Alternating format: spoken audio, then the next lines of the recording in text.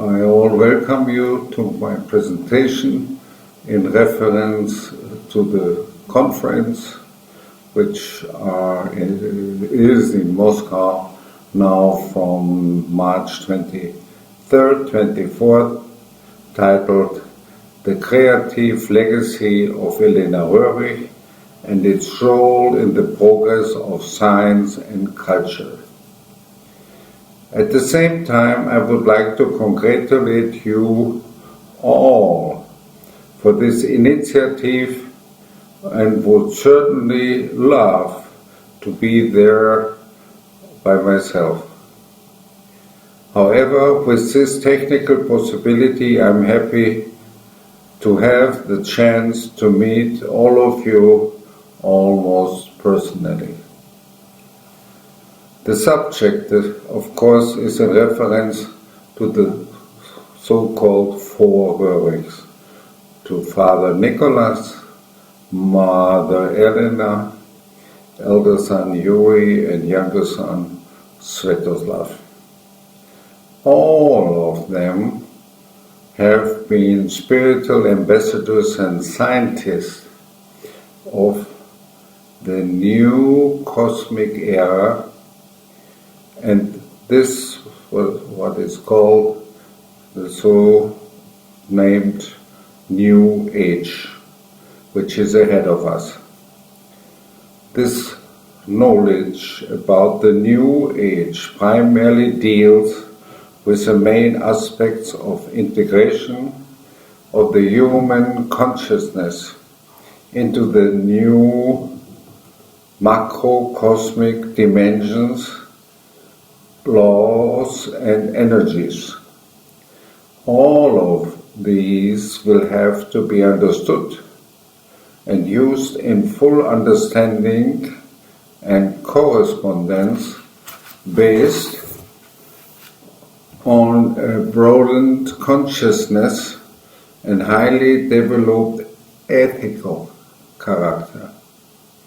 The comprehensive teaching of living ethics received through Helena Ivanovna Roerich contains a great volume of causal subjects and representing a truly new knowledge, reflecting first of all to the sciences of life, such as philosophy, psychology, biology, cosmology, theology, and others. Those are areas of expertise have to make use to these valuable dimensions of knowledge by all means, and so that this realm of cognition is made available to the public consciousness by means of the existing social as well as educational systems and institutions. In the first place, any and all competent scientific institutions should direct their attention to the life work handed over to us by Helena Ivanovna Roerich, where the basics are to be found for all peoples to meet the growing future demands with respect to an ethically developed consciousness and character based on the evolutionary requirements forced upon us. It is true that these conditions were principally formulated in all teachings, whether in Hinduism, Buddhism, Christianity, Islam, and many philosophical systems and approaches. However, the majority of mankind did not take these cosmic causal commandments seriously enough. So in consequence, the lack of higher understanding resulted in our present-day global crisis with respect to cultural and ethical qualities and attitude which are missing. This is the reason why the teaching of living ethics highly emphasizes the aspects of immortality and infinity, integrated into the universal law of causality. Heaven and hell, generally understood as dimensions following earthly life, are explained in a scientific manner of normal state of awareness and just wait for acceptance by the humanities. Speaking for myself, I can only express my deepest appreciations and gratitude for having been granted such an opportunity of getting acquainted with the teachings of living ethics as laid down by Helena Roerich works as early as 1955. At my age of 22.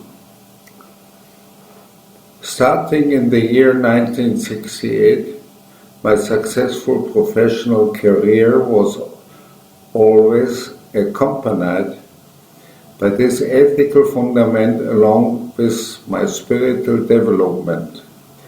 My further spiritual path then more and more took me into the eastern geographical direction during the late 80s of the past century, starting from Germany and Austria. Fortunately, I was lucky enough to be able to combine my professional task in the territories of the United States, Western and Eastern Europe, and especially Russia in the former Soviet Union. It became quite obvious for me that all of these 8 Eastern countries had been more or less prepared by the Roerichs in a special way so that single individuals could be found everywhere who already carried this knowledge, mostly secretly at the time, and to my great joy. As we all know, during the years after 1990, the Roerich dynamics increased considerably in these areas so that various people could profit from this spiritual legacy to a great deal.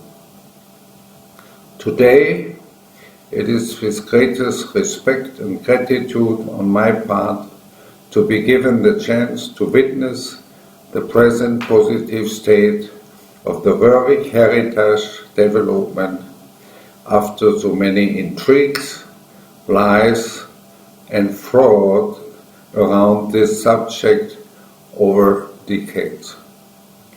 Therefore, I would like to take the opportunity of this address to send you my sincere wishes for a fruitful conference and for future harmony within this movement, so that all related sciences will gladly include the rich Roerich knowledge in their own structure in the very near future for the benefit of all mankind. For us over here, this event is a special, solemn moment in the cultural history of mankind. We all thank you and the organizers for this splendid initiative to develop this project of the Roerich conference jointly with joy, radost and družba. Thank you.